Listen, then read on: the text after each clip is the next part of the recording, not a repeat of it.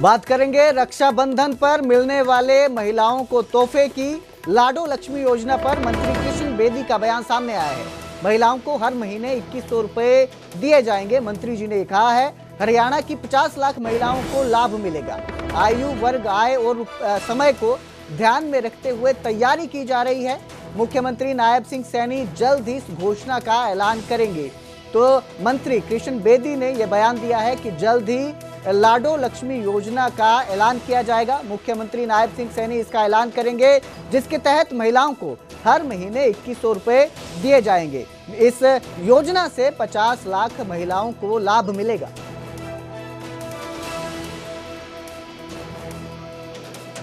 देखिए, हम चुनाव में जब गए थे तो हमने एक वादा किया था कि बहनों की हर महीने कुछ आर्थिक मदद हो और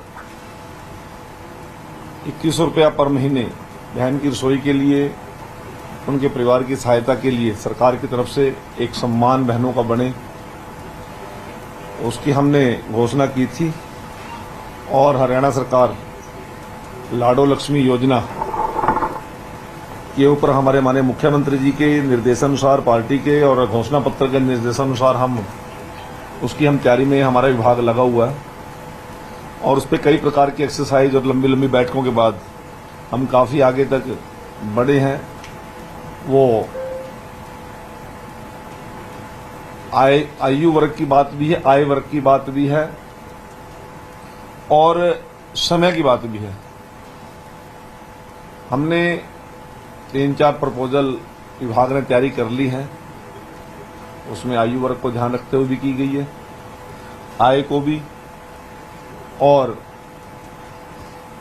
समय को भी। सीएमओ को हमने अपना सारी तैयारी करके विभाग ने दे दी है।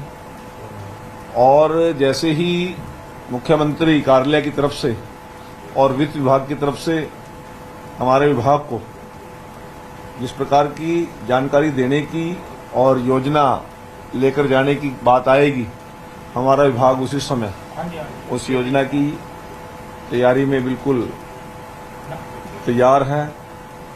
और मुझे उम्मीद है कि मुख्यमंत्री जी शीघ्र ही इस योजना को, इस स्कीम को बहनों की उन्नति और तरक्की के लिए, मजबूती के लिए, उनका सशक्तिकरण के लिए शीघ्र ही इसको घोषित करेंगे। और मेरी बहनों का सशक्तिकरण हो, इस प्रकार की चिंता हमारा विभाग कर रहा है। और अब बात शिवरात्रि की। सावन की शिवरात्रि को लेकर भगवान शिव के भक्तों में उत्साह का माहौल है। आज से ही श्रद्धालु कांवड़ लेकर पहुंचने लगे हैं। बहादुरगढ़ में शिवरात्रि को लेकर पूरा शहर शिवमय हो गया है। कल शिवरात्रि है और मंदिरों में शिवलिंग पर जल चढ़ाया जाएगा। बहादुरगढ़ के दाबोदा गांव के युवा अनोखी और मनोहारी कांवड़ लेकर पहुंचे हैं, जो लोगों के लिए आकर्षण का केंद्र बनी हुई है। पालकी में शिवलिंग और भगवान भोलेनाथ की प्रतिमा के साथ साथ गंगा जल भी हरिद्वार से लाया गया है।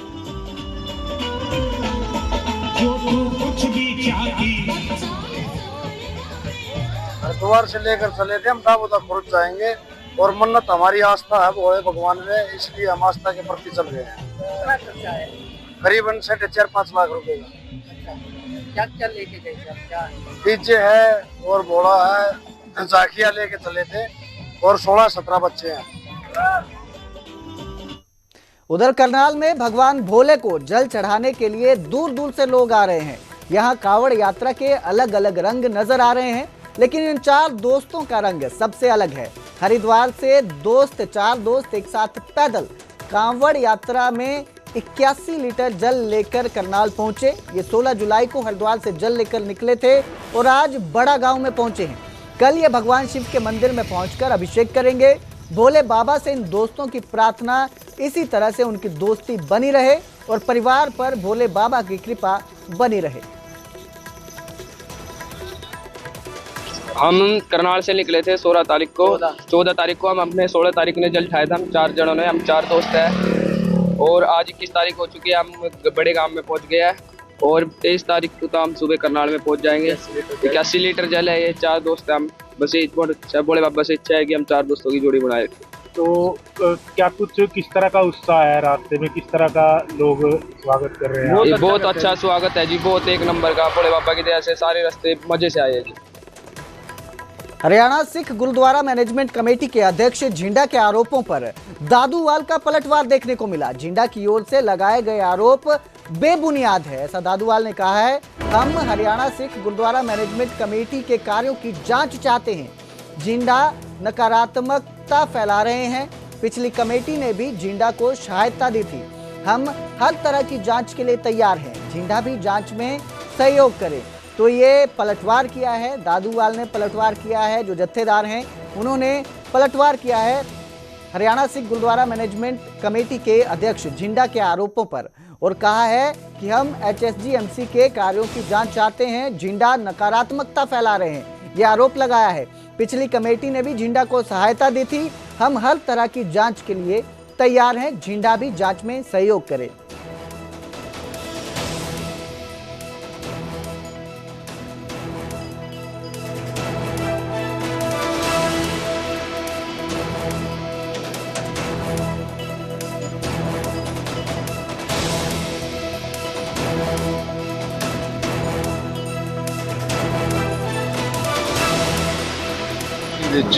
दोषी पाए गए जान जाने अनजाने उन्होंने को गलती हुई तो किसी ने बख्शिया नहीं जाएगा, भावें उहदे मेरा भावें भरा भी क्यों ना हुंदा होवे।